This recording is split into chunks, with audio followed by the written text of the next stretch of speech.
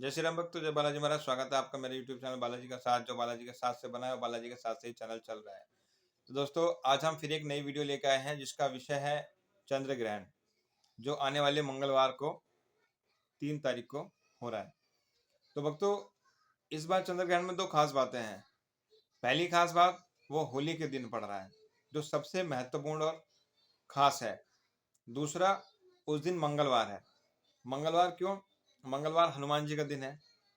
अगर उस दिन ग्रहण पड़ता है तो भक्ति साधकों के लिए, हनुमान जी के भक्तों के लिए वो एक महत्वपूर्ण दिन बन जाता है। तो जय श्री राम बोल के वीडियो शुरू करते हैं। जय श्री राम भक्तों। देखो, सबसे पहली बात, चंद्र ग्रहण अगर साइंस की तरफ से देखा जाए तो सिर्फ एक मात्र खगोलीय घटना है। लेकिन अगर हम अपने धर्म और अपने आध्यात्मिकता को लेकर चलेंगे तो एक बहुत बड़ी घटना होती है ये। तो उसके लिए हमें बहुत सारी सावधानियां बरतनी होती हैं। सावधानियां अधिकांश लोगों को पता रहता है क्या रहता है, ग्रहण काल के दौरान हमें क्या करना चाहिए, क्या नहीं करना चाहिए। क्या नहीं करना चाहिए भक्तों, देखो सबसे बड़ी बात तो पूजा पाठ नहीं होती है उस दिन। मतलब भगवान को स्पर्श नहीं करा जाता है। ग्रहण काल से 12 घंटे पहले ही 8-9 घंटे पहले ही वो सूतक काल लग जाता है। मंदिर के सभी कपाट बंद हो जाते हैं। वही मंगलवार को होगा, सुबह करीबन 6:20 से सूतक काल शुरू हो रहे हैं और मंदिर के कपाट बंद हो जाएंगे। इस ग्रहण काल के दौरान बच्चों को बाहर नहीं निकालना होता है। जो गर्भवती महिलाएं होती हैं उनको कुछ भी काटना, सिलना या फिर कढ़ाई या मतलब गैस पे खाना बनाना या कोई भी ऐसा काम नहीं करना होता है।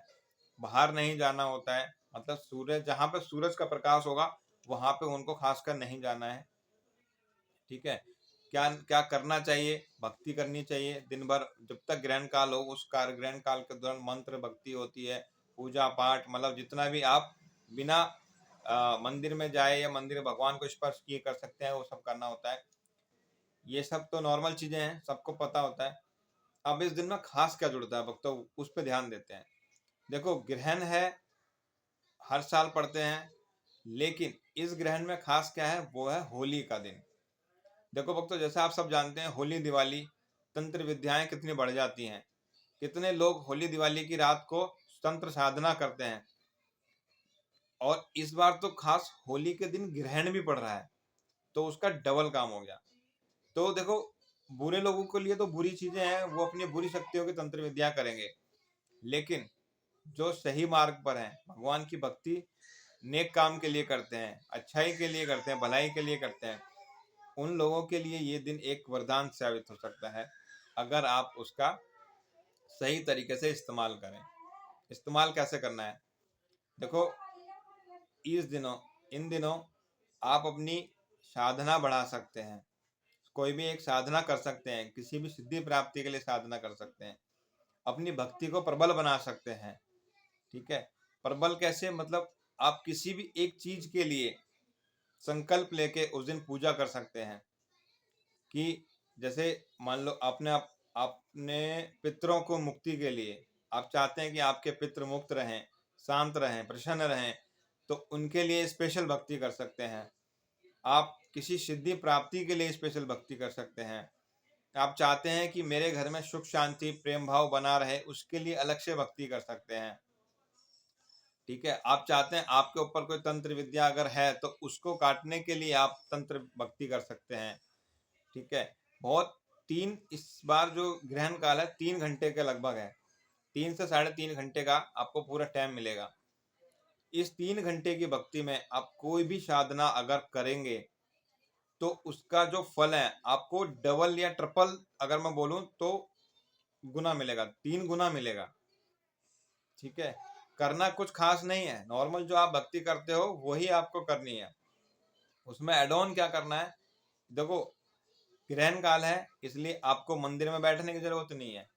किसी मंदिर के सामने या दीपक को, मंदिर को छूने की जरूरत नहीं है। आप कोई भी एक कोना पकड़ लो, एक बंद कमरा पकड़ लो, जहाँ पे जो भी खाली जगह हो वहाँ पे सिर्फ एक घी का दीपक जला के आप अपना पूजा शुरू कर सकते हैं। घी का दीपक भी अगर नहीं कर सकते हो, कोई दिक्कत नहीं है। सिर्फ भगवान को बैठो सामने, उनको महसूस करो और अपनी भक्ति स्टार्ट करो। संकल्प क्या लेना है? देखो, जरूरी हो जाता है, अगर कोई साधना अगर कर रहा है, संकल्प लेना। संकल्प से भक्ति का सीधा तार भगवान से जुड़ता है। ठीक है, नहीं संकल्प लेना चाहते, नहीं समय है, जहां हो जैसे हो भक्ति शुरू कर दो, मंत्र शुरू कर दो। ठीक है, मंत्र कैसे करना, अगर आप संकल्प लोगे तो कैसे करना है, जल हाथ में लेना है, संकल्प लेना है, हे बालाजी महाराज, हे कृष्ण भगवान, जिस भी भगवान को आप मानते हो उनको धारण करो, उनका नाम लो। अगर कोई गुरु है तो गुरु को साक्षी मानो जरूर, क्योंकि गुरु को साक्षी मानने से आपकी जो शक्तियां हैं, आपकी जो भक्ति है वो फिल्टर होके आती है। क्योंकि देखो, होलिका के दिन अगर आप भक्ति कर रहे हो, साधना कर रहे हो, तो पॉजिटिविटी के साथ साथ नेगेटिविटी भी प्रबल है, ये ना भूलें। अगर आप गुरु का नाम लोगे तो कोई भी नेगेटिविटी डायरेक्ट आपको टच नहीं कर सकती, क्योंकि फिल्ट्रेशन आपके गुरु कर रहे हैं, और गुरु बलवान है तो चेला तो पहलवान है ही है।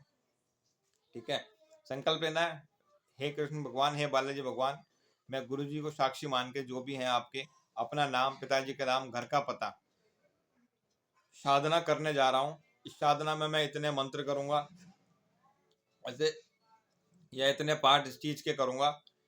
ये पाठ मैं अपने पितरों की शांति के लिए, अपने स्वास्थ्य के लिए, अपनी जो तंत्र विद्याएं उनके लिए, या फिर भगवान को प्रसन्न करने के लिए, अपनी भक्ति को प्रबल करने के लिए, कोई भी एक चीज ले सकते हैं। ठीक है, कैसे करना है, अगर आप अपने पितरों को शांति के लिए कर रहे हो तो ओम पितृ देवताओं का मंत्र लें, ओम पितृ देवताय नमः, ओम पितृ देवताभ्यो नमः, ओम। अगर आप अपने किसी तंत्र विद्याएं आपको लगता है कि आप उसके लिए करने जा रहे हो तो हनुमान जी का कोई प्रबल मंत्र ले लीजिए। ठीक है, अगर आप अपनी सुख शांति प्रेम भाव के लिए, मतलब घर में शांति बनी रहे, प्रेम भाव बना रहे, आर्थिक तंगी ना हो, उसके लिए करने जा रहे हो तो भी भगवान का कोई भी किसी भगवान का मंत्र ले लीजिए, हनुमान जी का मंत्र ले लीजिए। ठीक है, कृष्ण जी को अगर आप मानते हो तो कृष्ण जी का कोई मंत्र ले लीजिए, मतलब किसी भी देवी देवताओं को अगर आप मानते हैं तो उनका ये मंत्र ले लीजिए। और अगर गुरु है तो गुरु मंत्र की माला करिए, जितनी आप माला कर सकते हो। ठीक है, अगर कुछ भी नहीं कर सकते, सीताराम सीताराम सीताराम सीताराम करिए। मतलब इस दौरान आप कोई भी मंत्र उठा लीजिए, कोई भी नाम उठा लीजिए, सुंदरकांड का पाठ कर दीजिए 3 घंटे में, तो वो भी हो जाएगा। ठीक है, इसका फल 3 गुना मिलेगा आपको।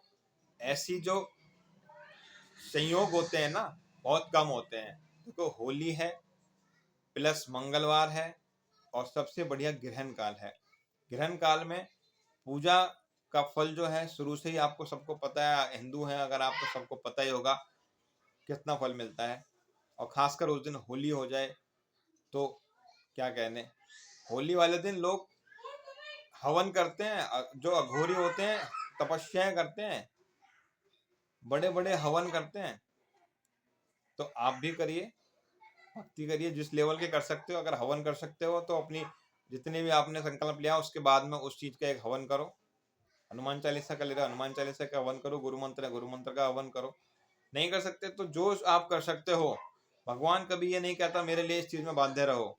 सिर्फ सच्चे मन से, प्रेम भाव से, साफ दिल से भक्ति करने बैठो, जरूर फल मिलेगा। और ग्रहण काल के दौरान थोड़ा सावधान रहें, बच्चों को बाहर ना निकलने दें, बड़े बूढ़ों को ना निकलने दें। ठीक है, किसी का भी कोई भी आया हुआ मीठा, खासकर साफ सफेद, डायरेक्ट ना खाएं। बच्चों के कपड़े बाहर ना सुखाएं रात में।